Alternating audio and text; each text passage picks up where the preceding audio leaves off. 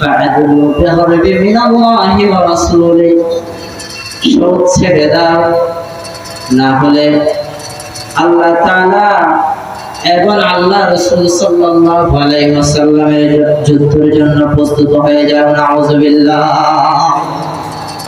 আল্লাহ রাসূল সাল্লাল্লাহু আলাইহি ওয়াসাল্লাম বলেছেন, সুদ হচ্ছে এমন একটা মারাত্মক অপরাধ, তোমরা সুদের কাছে যেও না, তোমরা ব্যবসা করতে যাও, কারণ ব্যবসা হচ্ছে হালাল।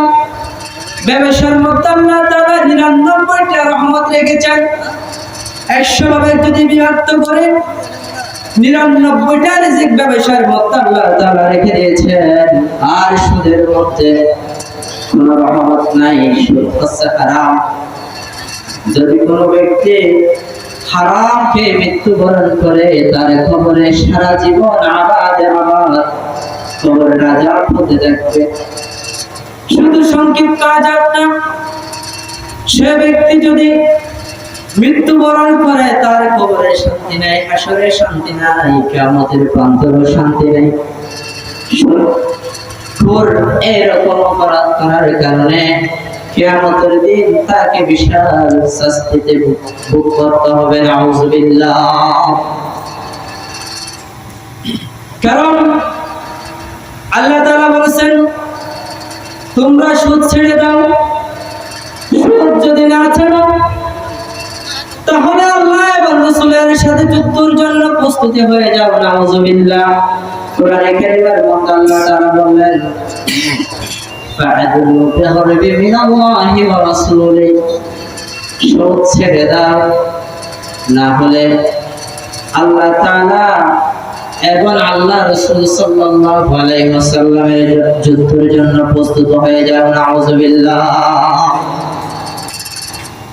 হাদিস শরীফের মধ্যে আছে, সুদের ব্যাপারে আল্লাহ রাসূল সাল্লাল্লাহু আলাইহি ওয়াসাল্লাম 4 জন মানুষকে লানত করেছেন। 1 নম্বর হচ্ছে সুদখোর। হাদিস শরীফের মধ্যে আছে, আকিলার রিবা ওয়া মুকিলাহু ওয়া কাতিবাহু ওয়া শাহিদাই। আল্লাহর হাবিব বিশ্বনবী জনাব মুহাম্মদ রাসূলুল্লাহ সাল্লাল্লাহু আলাইহি ওয়াসাল্লাম বলেন, সুদের ব্যাপারে 4 জন মানুষ আল্লাহ রাসূল সাল্লাল্লাহু আলাইহি ওয়াসাল্লাম লানত করেছেন।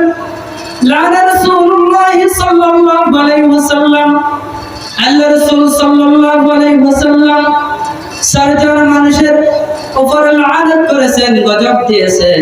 1 নম্বর হচ্ছে সুদখোর। আকিলার রিবা, যে মানুষ সুদ খায়। ওয়া মুকিলাহু, যে মানুষ সুদ দেয়। ওয়া কাতিবাহু, সুদের লেখক। কাতিব বলা হয় যে ব্যক্তি লিখবে। এই সুদের জন্য যে ব্যক্তি সাক্ষী হয়ে লিখতে থাকবে। 4 নম্বর যিনি সাক্ষী থাকবেন, ওয়া শাহিদাই। আল্লাহর হাবিব বিশ্বনবী জনাব মুহাম্মদ রাসূলুল্লাহ সাল্লাল্লাহু আলাইহি ওয়াসাল্লাম ইরশাদ করেন, ওই ব্যক্তির উপর আল্লাহর লানত যে ব্যক্তি সুদের সাক্ষী হয়ে থাকবে। নাউযুবিল্লাহ।